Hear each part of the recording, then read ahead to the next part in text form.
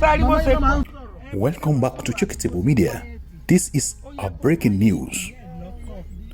According to the news, on the website of EFCC, the Economic and Financial Crime Commission in Nigeria, they reported that 753 duplexes has been confiscated and recovered just in one day, and this makes it to be one of the largest recovery by EFCC up to date. How did this happen? Justice Jude Onwuegbuzie on Monday, December 2nd, 2024, gave a ruling on a final forfeiture of an estate in Abuja measuring 150,500 square meters and containing 753 units of duplexes and other apartments. This is the single largest asset recovery by the EFCC, Economic and Financial Crime Commission, since inception. The estate rests on plot 109, Cadastral Zone, C09, Logogoma District, Abuja. The forfeiture of the property to the federal government by a former top brass of the government was pursuant to EFCC mandate and policy directives, and ensuring that the corrupt and fraudulent do not enjoy their proceeds of their unlawful activities. In this instance, the Commission railed on Section 17 of the Advanced Free Fraud and Other Fraud-Related Offences Act number 14 of 2006 and Section 44, subsection 2B of the 1999 Constitution of the Federal Republic of Nigeria to pursue its case. It was suspected that the house must have been one of the property belonging to former CBN Governor Emiefele that has been arrested, that is incarcerated up to today. Now, people are giving comment online that now that they are suspecting that the house belongs to Emiefele, and they remember what Emiefele did to the Emiloko government or the Emiloko himself before he came to power. So people are saying that this is a kind of getting back at Emiefele for what he did to Tinubu and the APC generally. Now, they said Tinubu is now taking its pound of flesh on Emiefele and other people that were against him during the campaign before he assumed the office of the presidency.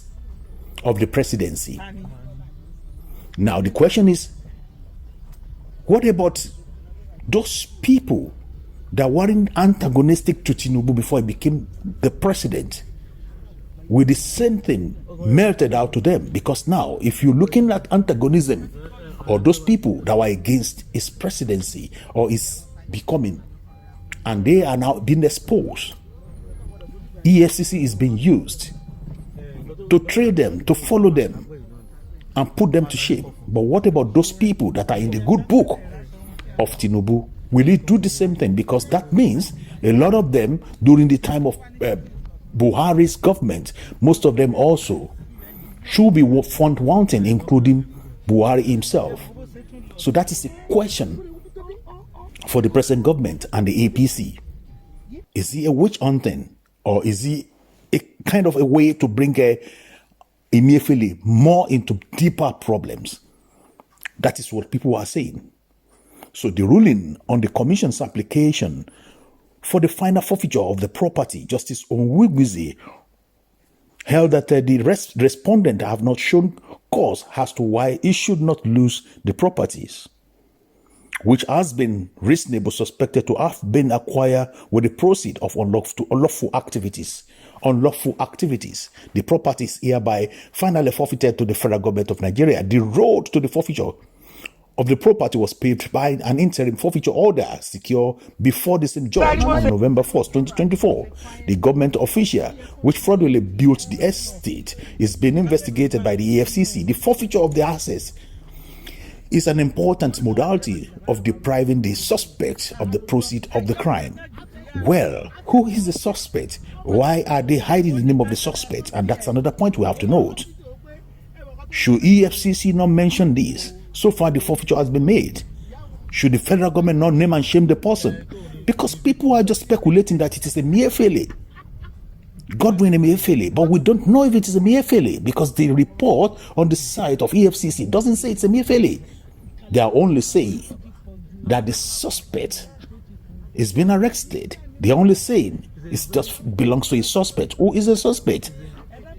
If actually the property in question belongs to the federal government, or the property was acquired through illegal means, then that means the name must be mentioned if it is actually true. So the justification for the forfeiture is derived from the Part 2, Section 7 of the EFCC Establishment Act, which stipulates that the EFCC has power to cause investigation to be conducted as to whether any person, corporate body, or organization has been committed any offense under this act or other law relating to economic and financial crime, and cause investigation to be conducted into the properties of any person if it appears to the commission that the person's lifestyle and extent of the property are not justified by its source of income. So,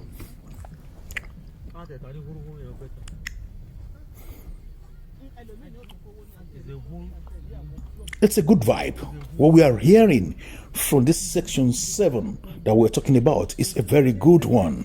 Sounds okay, but I believe this should also be spread to every other people, not to just select some people and use it against them. Because he said, if your lifestyle doesn't really appear to measure to your income, or the source, your source of income, or the way you live, then that means you should be investigated. So they have the raw power. They have the whole power to go all out to investigate anybody. And that is what I see from this Section 7 that we're reading now. So people are talking now, and lips are wagging that the house belongs to Emiefele. But how on earth could only a person could build this massive area, massive large of land? Anyway, we shouldn't be surprised, because in Nigeria we've heard the news that the government officials or the civil servants could steal anything. They've stolen even more than what we can even explain. Sometimes they go a plane, an helicopter was stolen and was sold, and a coach of train was also stolen, was about to be taken out from Nigeria. So the various type of corruptions, at different time or the other, is being carried out in Nigeria, and exactly it is what it is.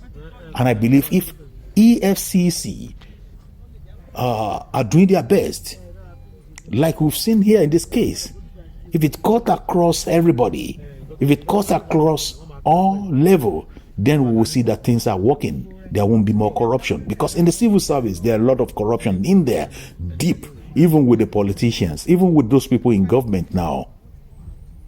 Look at the pictures, look at the lines, look at the compound.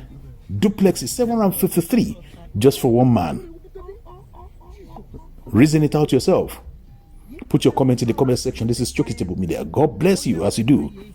Don't forget to subscribe and share this, love it, and put your comment in the comment section.